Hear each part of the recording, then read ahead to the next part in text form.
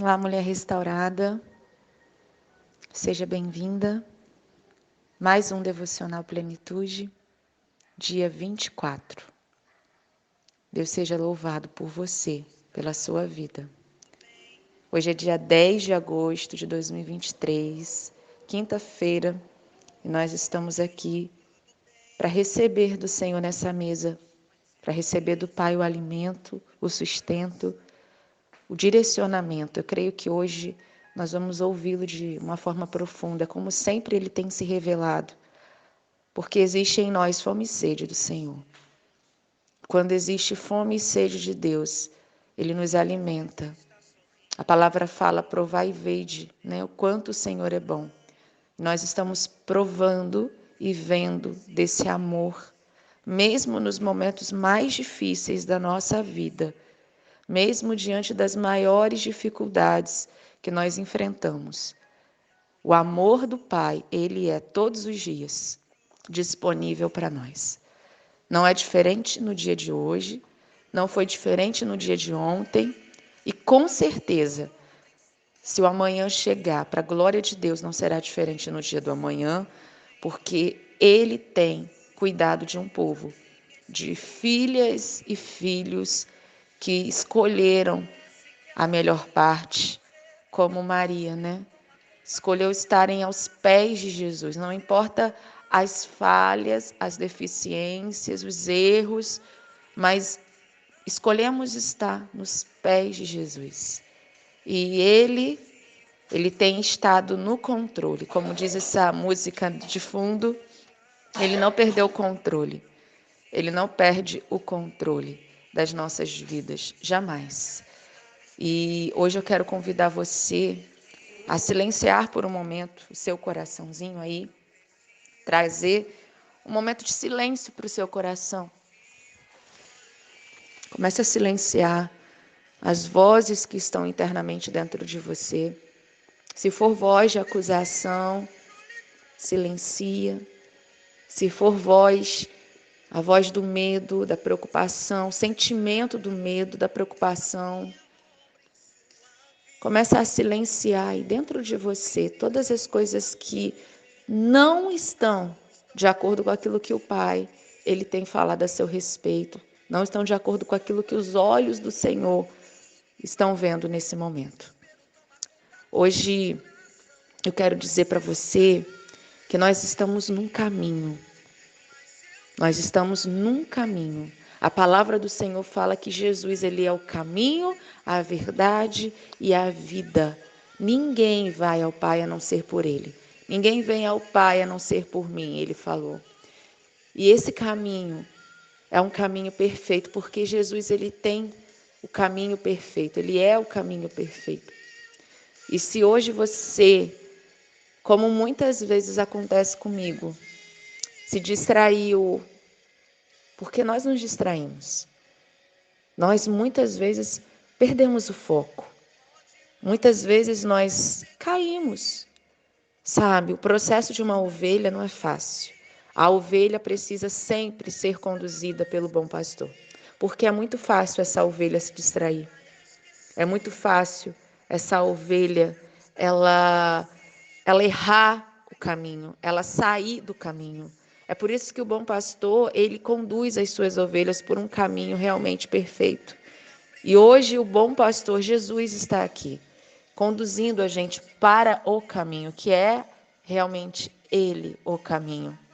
E muitas vezes eu lembro que em momentos de guerra intensas, de lutas muito fortes, houve muitos momentos que eu me vi distraída, eu me vi cansada. Eu digo até que muitas vezes eu pensei em retroceder, em voltar. Eu tive momentos da minha vida que a luz se apagou, mas Jesus ele nunca me deixou sozinha.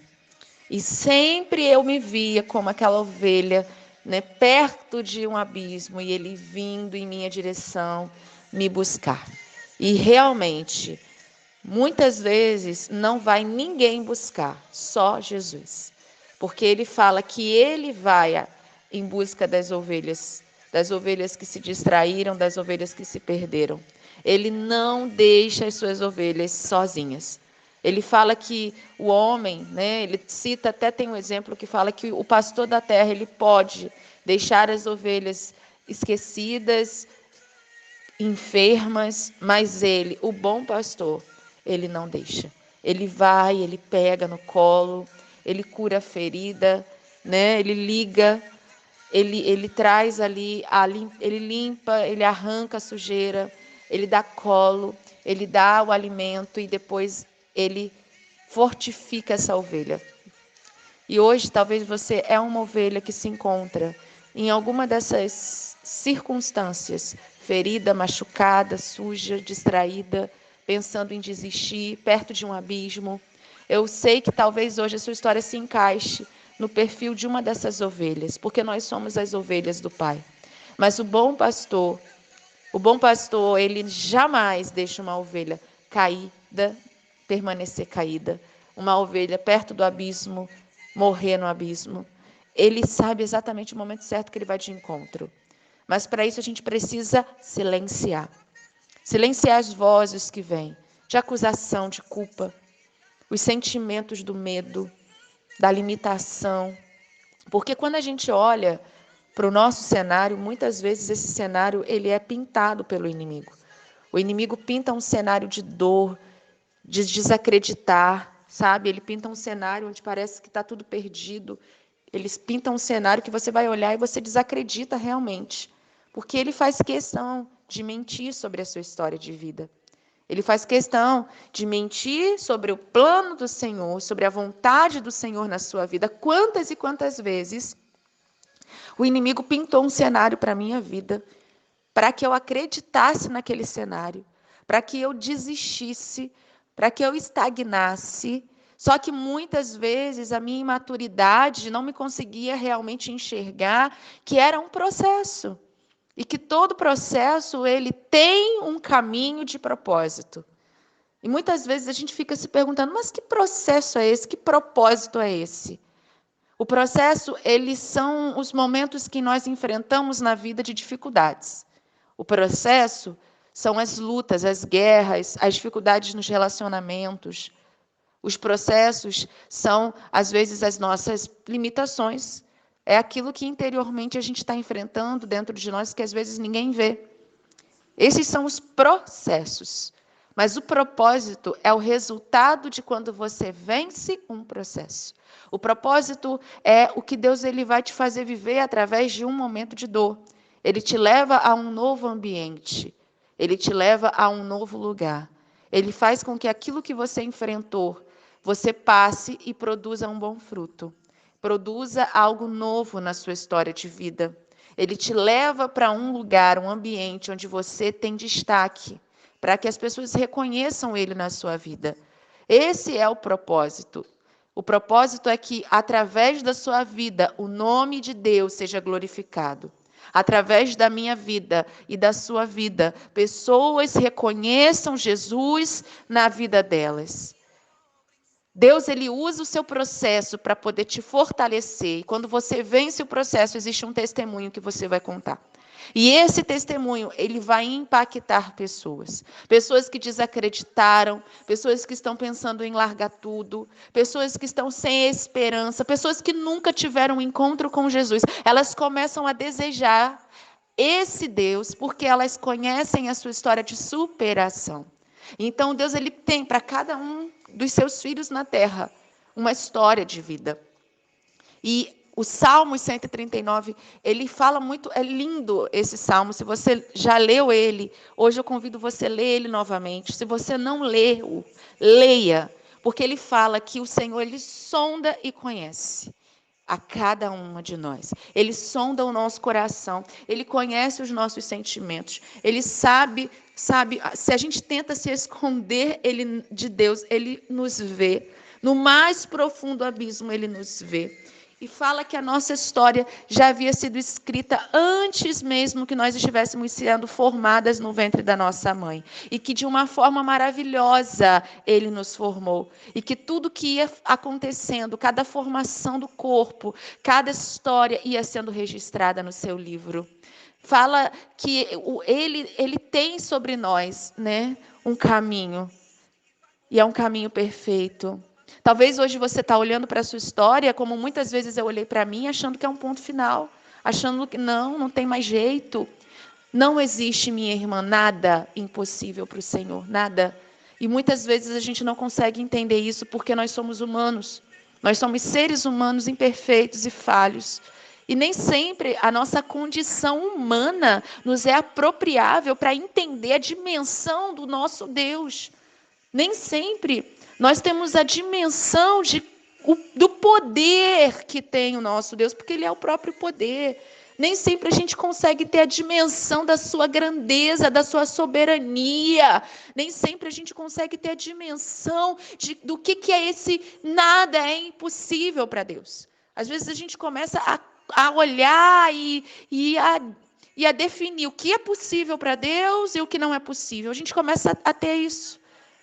A gente começa realmente a ser tão limitado humanamente que a gente não consegue enxergar que Deus, Ele já viu, Ele não vê. Ele já viu toda a nossa história. Já está tudo escrito, pronto, preparado. Mas existe algo contigo. Deus tem algo com você, especificamente com você, assim como Ele tem algo específico comigo. E muitas vezes o que Deus tem comigo é diferente do que Ele tem com você. Mas tudo aquilo que Ele tem comigo e com você vai glorificar o nome dEle. Nós precisamos entender que Deus ele respeita a nossa estrutura. Porque Ele sabe a nossa estrutura. Ele conhece a sua estrutura, Ele conhece a minha estrutura. Em alguns momentos eu vou olhar para uma pessoa e vou dizer, meu Deus, como que você suportou passar isso? Quando ela contar uma história, de repente um testemunho. Eu não suportaria, e realmente Deus vai dizer, filha, tu não suportaria, porque a tua estrutura não é a estrutura da tua irmã. Não é a estrutura daquela pessoa. E ao mesmo tempo também nós falamos, nossa, por que a minha luta parece que é tão grande? E a gente começa a se comparar. A se comparar, e Deus, Ele é um Deus, Ele não nos fez na forma igual a de todo mundo. Cada pessoa foi feita de uma forma, tem uma história. E você e eu precisamos respeitar a nossa história, precisamos respeitar o nosso trajeto de vida e entender que não podemos mais nos comparar.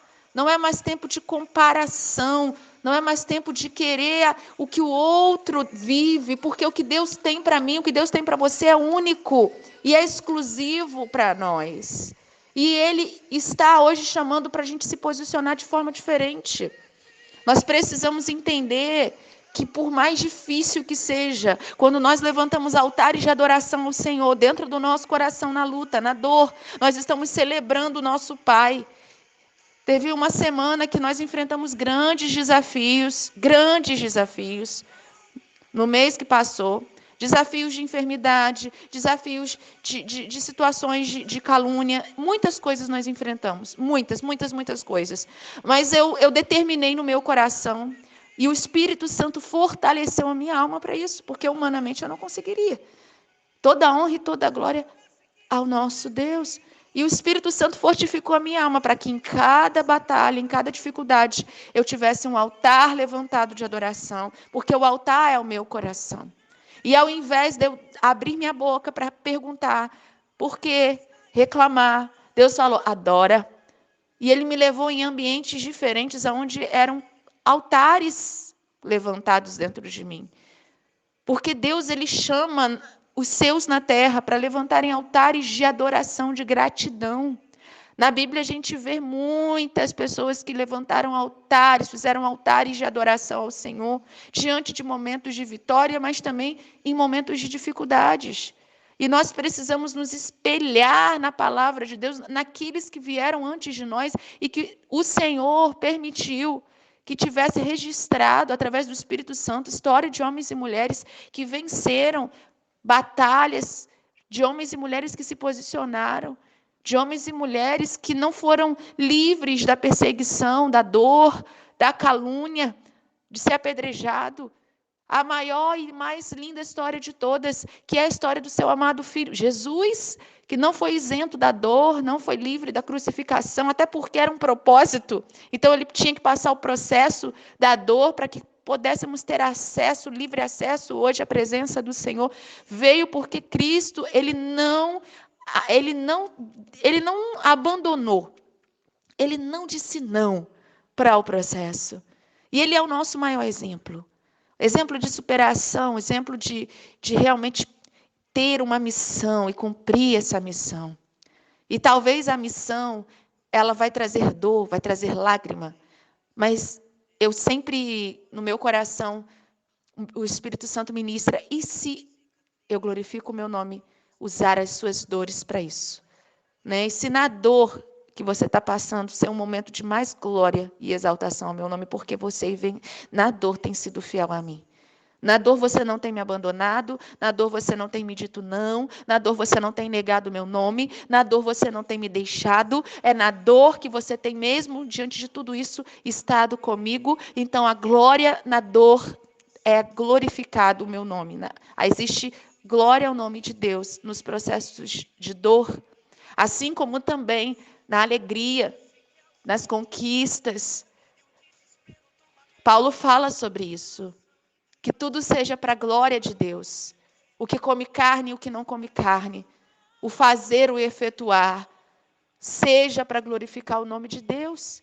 Sabendo que nem tudo nos convém, tudo nos é lícito, mas nem tudo nos convém. Então nós precisamos entender a postura que eu preciso ter para que glorifique o nome de Deus, mesmo diante de um processo de dor ou de alegria, mas que haja glória para o nome do Senhor. Quais são os ambientes que eu frequento, quais são as pessoas que eu converso, o que eu falo com elas, como eu tenho me comportado, como eu cuido da minha casa, como eu cuido da minha família, como eu cuido dos meus filhos. Isso, a forma como a gente se comporta, as nossas atitudes, elas cultuam ao Senhor e dão glória ao nome do Senhor. E se eu faço o contrário, eu também entristeço o Senhor, magoo o Senhor, afasto o Espírito Santo da minha vida. Tudo está ligado à minha ação. Tudo está ligado à forma como eu me comporto. Então, hoje, a sua história ela tem um propósito de vida. Você não nasceu para que a sua vida fosse algo nulo. Não. Você nasceu para que a sua vida tivesse um marco sobre outras vidas. E eu declaro hoje que o Senhor, Ele te renove, Ele te fortaleça, Ele te preencha. Por mais que você esteja fraca, a palavra fala que quando você pensa que está fraca, aí é que você está forte, porque o poder do Senhor se aperfeiçoa realmente na sua fraqueza. Que Deus abençoe sua vida, que você venha mudar o seu olhar hoje. Esse olhar venha ser de gratidão, de alegria, porque Deus ele tem cuidado de você.